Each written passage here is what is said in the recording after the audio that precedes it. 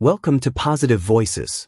Please like this video and subscribe Positive Voices. Let's begin. It was an evening like any other, or so I thought. The sun dipped below the horizon, painting the sky with streaks of orange and purple, while the aroma of sizzling steaks on the grill filled the air. This was my comfort zone, a cold beer in hand, the rhythmic hiss of the grill, and the hum of family life just beyond the sliding glass doors. Harper stood behind me, quiet and still, her presence unusually heavy. "Dean," she said finally, her voice hesitant, almost swallowed by the crackle of the coals. I glanced over my shoulder, expecting her to ask if the steaks were done. Instead, I found her gaze fixed firmly on the deck boards, her hands clenched at her sides. "What's up?" I asked, my tone light, though her unease immediately put me on edge. She hesitated, then took a deep breath. "I need to talk to you."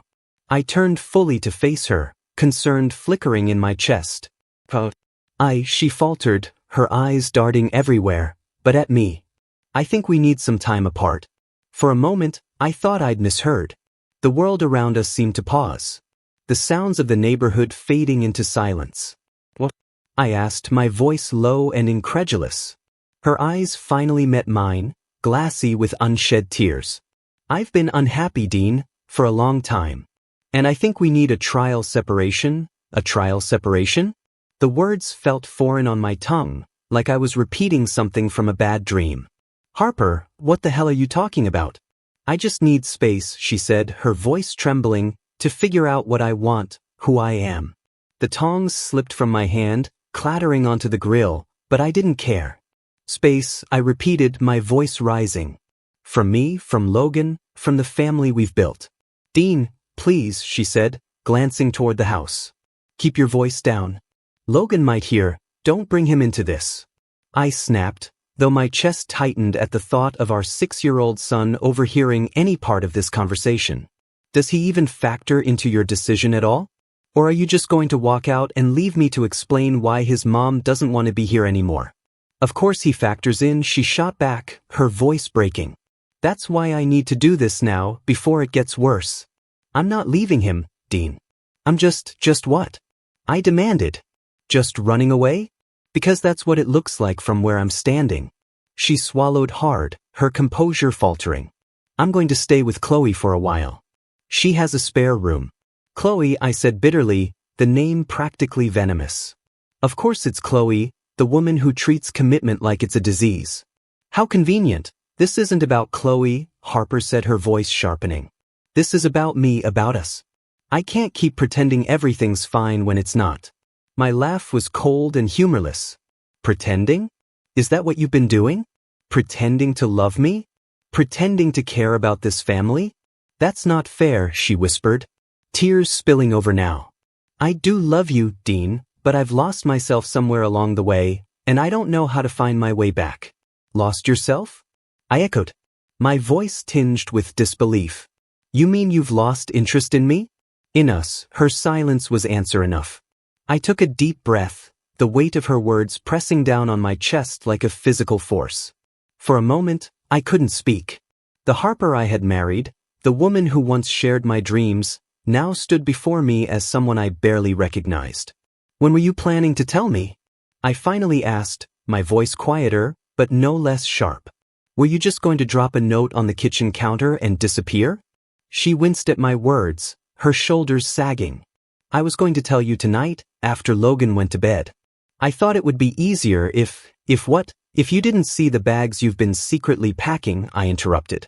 My anger surged again, and I turned back toward the grill, flipping the steaks more aggressively than necessary. The satisfying sizzle and burst of smoke didn't calm me the way it usually did. "Dean, please," she said softly, stepping closer. "I don't want to fight. I need you to understand." "Understand what?" I snapped, spinning back around to face her. "That you're walking out on me? On our son? That you've decided this marriage isn't worth fighting for anymore? Because that's all I'm hearing." "It's not like that," she protested, though her voice wavered. "This isn't forever. I just need some clarity." "Clarity," I repeated with a bitter laugh. "Right? And I'm supposed to just sit here, holding the pieces of our life together, while you go soul-searching with Chloe, Her lips parted as if to argue. But no words came. Instead, she wiped at her eyes and looked away. "I'll tell Logan," she said after a long pause. "Tonight, before I leave, I'll make sure he understands." "No," I interrupted, cutting her off.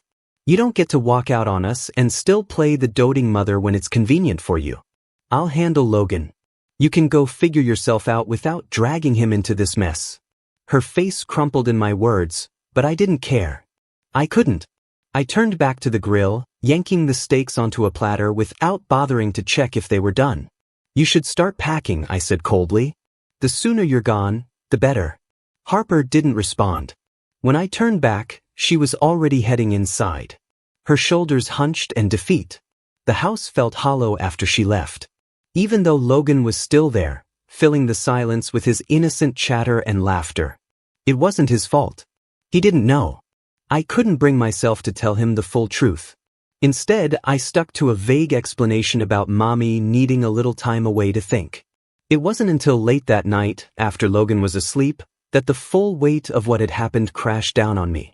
The anger, the sadness, the sheer disbelief, it all came rushing in at once. I sat on the edge of our bed, staring at the empty closet where Harper's clothes had once hung. The faint scent of her perfume still lingered. A cruel reminder of what I had lost. By Monday morning, I was in full crisis mode. I called Ben, my lawyer, and laid everything out for him. "Dean," he said cautiously after I explained the situation. "Are you sure you want to escalate this so quickly?" She said, "It's just a trial separation, right?" "I don't trust her," I replied bluntly. "Not after the way she's been acting. Late nights with Chloe, constantly on her phone. Something doesn't add up. I need to protect Logan and myself." Then sighed, but didn't argue. "Okay, I'll draft the papers. Full custody for you, with visitation rights for her. Anything else?" "Yes," I said, leaning forward. "Add a clause about infidelity. If she cheats, I want that on record." He raised an eyebrow. "You have evidence?" "Not yet," I admitted. "But I will." And I did. The private investigator I hired was thorough, sending me weekly updates that painted an unsettling picture. Harper wasn't just finding herself. She was out almost every night, laughing and drinking with Chloe and her new friends. The photos told the story I had feared. A man's arm around her shoulders, a lingering touch on her waist, and finally, the kiss. That photo, the one of Harper locked in an embrace with a man I didn't know, was the moment my heart hardened. Any hope of reconciliation died that day. When the separation papers were served, Harper was livid. She called me repeatedly, leaving voicemails that swung wildly between anger and desperation. I ignored them all. For weeks, we communicated only through Ben, who handled everything with professional detachment. Meanwhile, life at home shifted. I threw myself into work and into being the best father I could for Logan. He needed stability, and I was determined to give it to him. And her Kayla, our new nanny.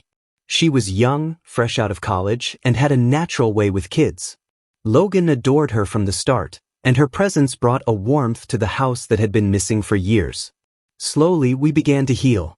Harper, however, wasn't done fighting. She showed up at the house one evening, unannounced, her face pale and drawn. "Dean," she said, her voice shaking. "I need to talk to you." I stepped outside, closing the door behind me so Logan went over here. "What do you want, Harper?" "I made a mistake," she said, tears spilling down her cheeks. "I thought I needed space, but I was wrong. I still love you, Dean. I never slept with anyone. You have to believe me." I stared at her, my emotions churning. "It's not just about that, Harper," I said finally. "It's about trust. You broke at the moment you walked out that door, and I don't think we can get it back." Her tears fell harder, her voice trembling as she pleaded. "Please, Dean, don't take Logan away from me. I'll do whatever it takes to fix this. I'll go to counseling. I'll prove to you that I still care about us." I shook my head, the weight of months of hurt, making it impossible to feel sympathy. "You already made your choice, Harper. You walked out on me, on Logan, on everything we built together. And now you want to come back like nothing happened?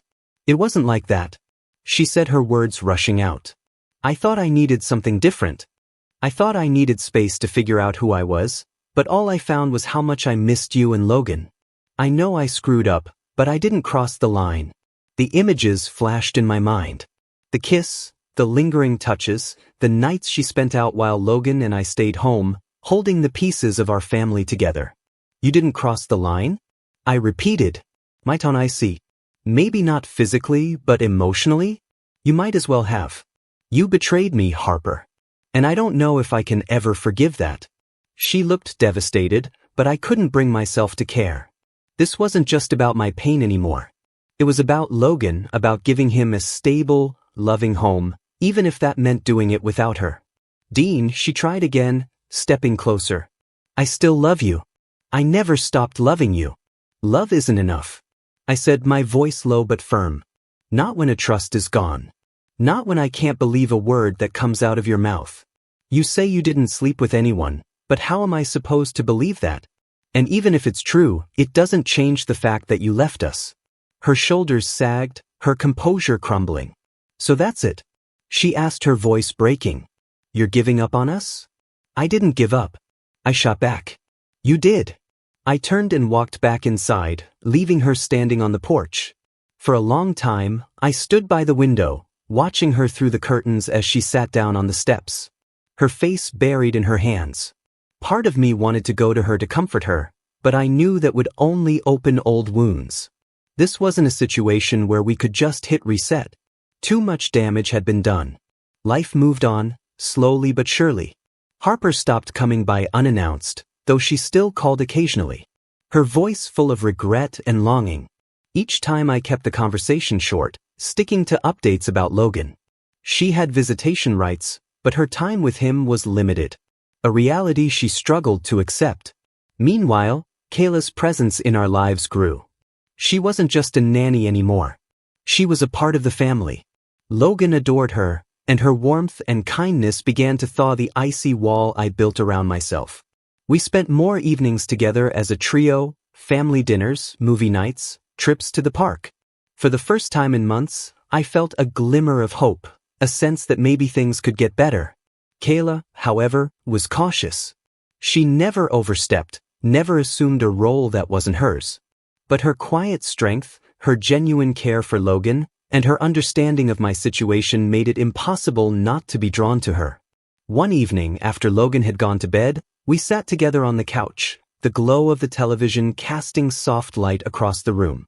I turned to her, unable to keep the question inside any longer. Why did you take this job? I asked. You're young, talented. You could have done anything. Why work for a single dad and his messy life? She smiled softly, her eyes thoughtful, because I saw a family that needed help. And because I could tell how much you love Logan, I knew I wanted to be a part of that. Her words hit me harder than I expected, and for a moment, I couldn't speak. Instead, I reached over and took her hand, the simple gesture speaking volumes. Months passed, and life found a new rhythm. Logan thrived under the care and stability we provided. His laughter filling the house with a warmth I hadn't realized I was missing. Kayla and I grew closer, though we took things slow, mindful of the delicate situation. Harper, meanwhile, seemed to spiral. The regret she carried became a visible weight, her once vibrant personality dimmed by the choices she'd made. She tried to reach out, sending letters and messages apologizing for everything, but I kept my responses polite and distant. There was no point in reopening old wounds. The final break came one rainy afternoon when Ben called with news that Harper had finally signed the divorce papers. It's official, he said. You're free. Free. The word echoed in my mind as I sat in my office, staring out at the storm outside. It didn't feel like a victory, but it did feel like closure. That evening, I came home to find Kayla and Logan playing a board game at the kitchen table. They looked up when I walked in, their smiles lighting up the room. For the first time in a long while, I felt at peace. Weeks turned into months, and the changes in my life became undeniable. Logan adjusted well to our new normal, and Kayla became an integral part of our little family. Her presence was effortless, natural, as if she'd always been there. She helped Logan with his homework, made his favorite meals, and was always ready with a smile or a comforting word when things got tough. For the first time since Harper left, I felt like the house was a home again, but Harper wasn't gone entirely. She kept trying to push her way back into my life, sending long emails, apologizing profusely in voicemails, and occasionally showing up unannounced at Logan's school events. I knew she loved our son. There was no question about that, but I couldn't help but wonder if her attempts to reconnect with him were more about soothing her own guilt than genuinely rebuilding their bond.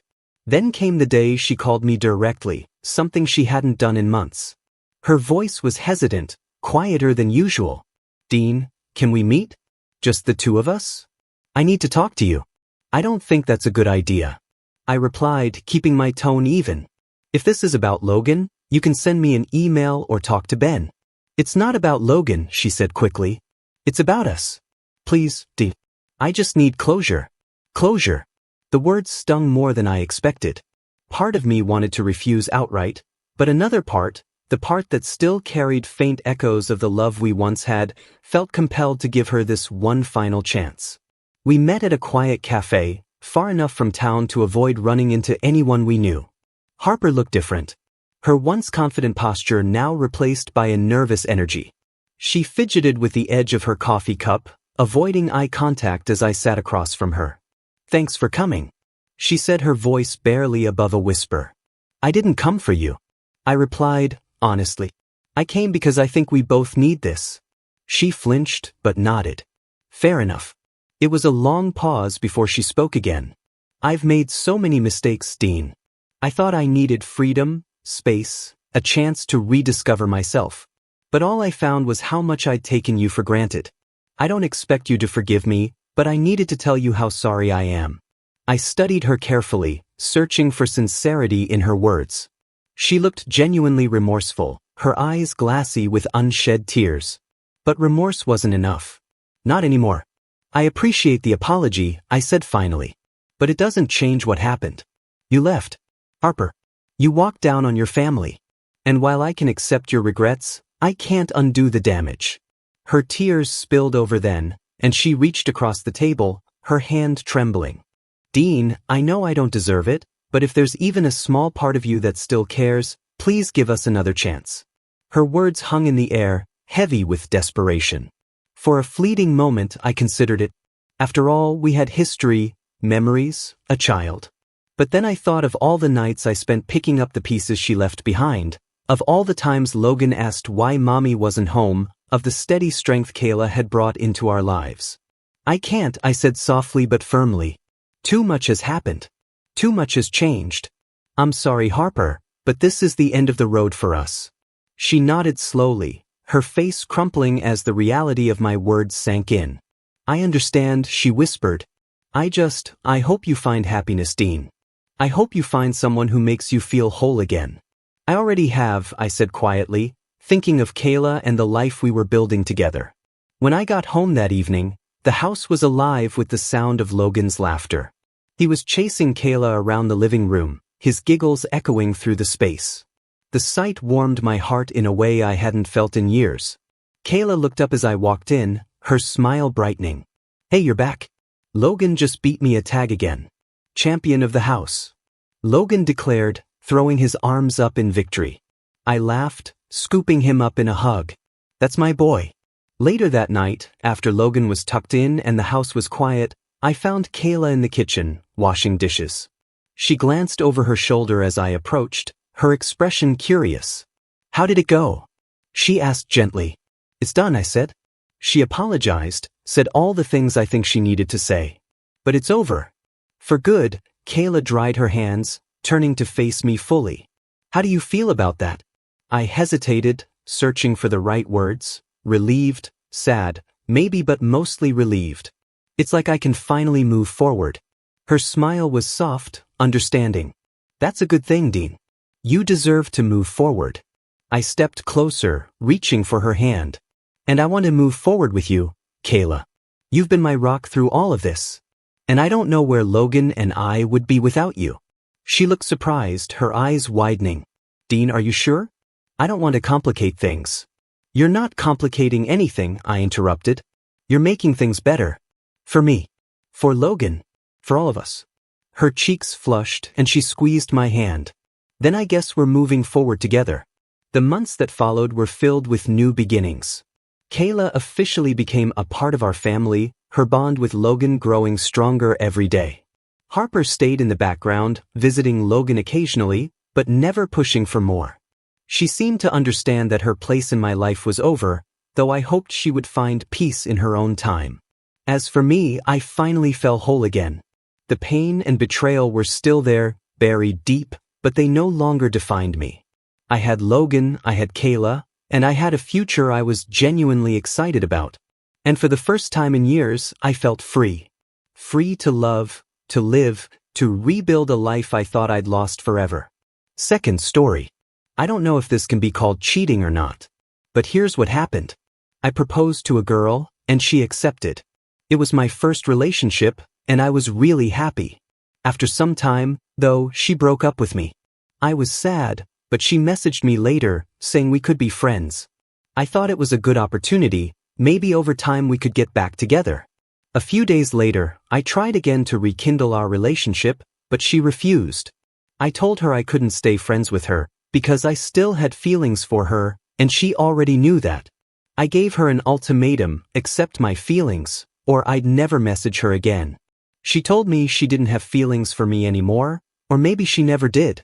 After hearing that, I stopped messaging her and blocked her.